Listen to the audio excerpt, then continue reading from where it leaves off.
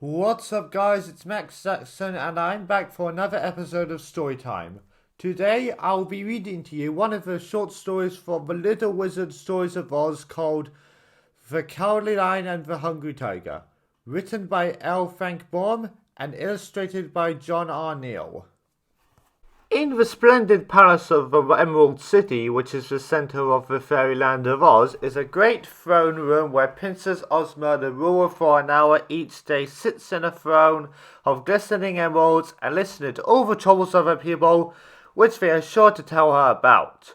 Around Ozma's throne, on such occasions, are grouped all the important personages of Oz, such as the Scarecrow, Jack, Pumpkinhead, Tick-Tock, the Clockwork Man, the Tin Woodman, the Wizard of Oz, the Shaggy Man, and other famous fairy people. Little Dorothy usually has a seat at Ozma's feet, and crouched on either side of the throne and two enormous beasts known as the Hungry Tiger and the Cowardly Lion. These two beasts are Ozma's chief guardians, but as everyone loves the beautiful girl princess, there has never been any disturbance in the great throne room, or anything for the guardians to do but look fierce and solemn and keep quiet until the royal audience is over and the people go away to their homes. Of course, no one would dare be naughty while the huge lion and tiger crouched beside the throne, but the fact is, the people of Oz are very seldom naughty, so Ozma's big guards are more ornamental than useful,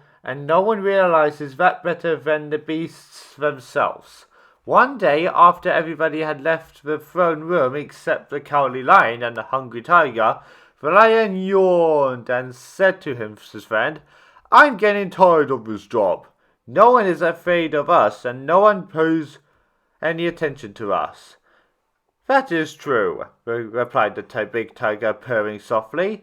"We might as well be in the thick jungles where we were born and trying to protect Ozma when she needs no protection.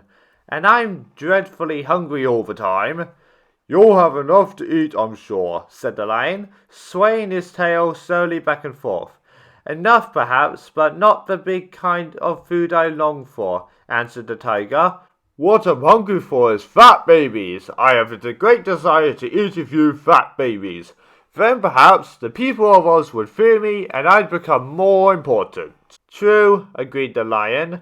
"I would stir up quite a rumpus if you ate a strong one fat baby. As for myself, my claws are sharp as needles and strong as crowbars, while my teeth are powerful enough to tear a person to pieces in a few seconds. If I should spring upon a man and make chop suey of him, there would be wild excitement in the Emerald City, and the people would fall up on their knees and beg for me for mercy.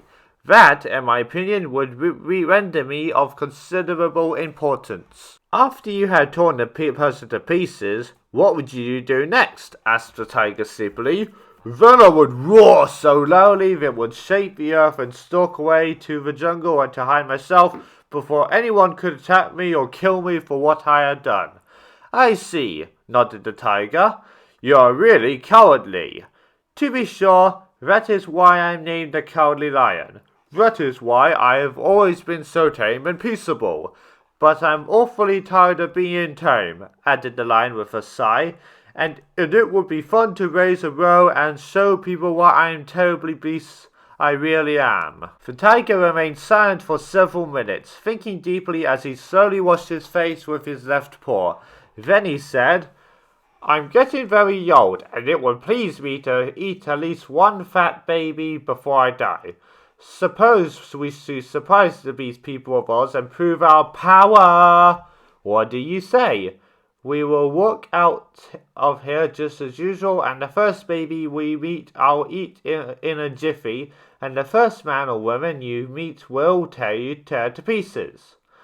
Then we will both run out of the city gates and gallop across the country and hide in the jungle before anyone can stop us." "All right, I'm game," said the lion, yawning again so that he showed 2 rows of dreadfully sharp teeth. The tiger got up and stretched his great sleek body. "Come on," he said. The lion stood up and proved he was larger of the two, for he was almost as big as a small horse. Out of the palace they walked and met no one. They passed through the beautiful grounds, past fountains and beds of lovely flowers, and met no one. Then they unlatched the gate and entered the street of the city, and met no one. I wonder how a fat baby will taste, remarked the tiger as they stalked majestically along side by side. I imagine it will taste like nutmegs, said the lion. No, said the tiger. I have an idea it will taste like gumdrops. They turned the corner but met no one, for the people of the Emerald City were accustomed to take their naps at this hour of the afternoon. I wonder how many pieces I ought to turn a person into, said the lion in a thoughtful voice. 60 would be about right, suggested the tiger. Would that hurt any more than to tear one into a dozen pieces? Inquired the tiger with a little shudder. Who cares whether it hurts or not? Growled the tiger. The lion did not reply. They entered a side street but met no one. Suddenly they heard a child crying. Aha! Exclaimed the tiger. There is my meat. He rushed around the corner, the lion following, and came upon a nice fat baby sitting in the middle of the street and crying as if it's in great distress. What's the matter? Asked the tiger, crouching before the baby. I lost my mama, wailed the baby. Why, you poor little thing, said the great beast, softly stroking the child's head with its paw. Don't cry, my dear, for Mama can't be far away, and I'll help you to find her. Go on, said the lion who stood by. Go on where? Asked the tiger, looking up. Go on and eat your fat baby. Why, you dreadful little creature, said the tiger reproachfully. Would you want me to eat a poor little lost baby that doesn't know where its mother is? And the beast gathered the little one into its strong, hairy arms and tried to comfort it by rocking it gently back and forth. The lion growled low in his throat and seemed very much disappointed, but at the moment a scream reached their ears, a woman came bounding out of the house and into the street. Seeing her baby embrace of the monster tiger, the woman screamed again and rushed forward to rescue it, but in her haste she caught her foot in her skirt and tumbled head over heels and heels over head, stopping with such a bump that she saw many times in the heavens, although it was broad daylight. And there she lay in a helpless manner, all tangled up and unstable to stir. With one bound and a roar like thunder, the huge lion was right beside her. With his strong jaws he grasped her dress and raised her into an up-straight position. Poor thing, are you hurt? He gently asked. Gasping for breath, the woman struggled to free herself and tried to walk, but she limped badly and tumbled down again. My baby, she said pleadingly. The baby is all right now. Don't worry, replied the lion, and then he added, keep quiet now and I'll carry you back to your house and the hungry tiger will carry your baby. The tiger, who had approached the plain with the child in its arms, asked in astonishment, Aren't you going to tear her into 60 pieces? No, nor into 6 pieces, answered the lion indignantly. I'm no such a brute as to destroy a poor woman who has hurt herself trying to save her lost baby. If you are so furious and cruel and bloodthirsty, you may leave me and go away, for I do not care to associate with you. That's all right, answered the tiger. I'm not cruel, not in the least. I'm only hungry. But I thought you were cruel. Thank heavens I'm respectful, said the lion with dignity.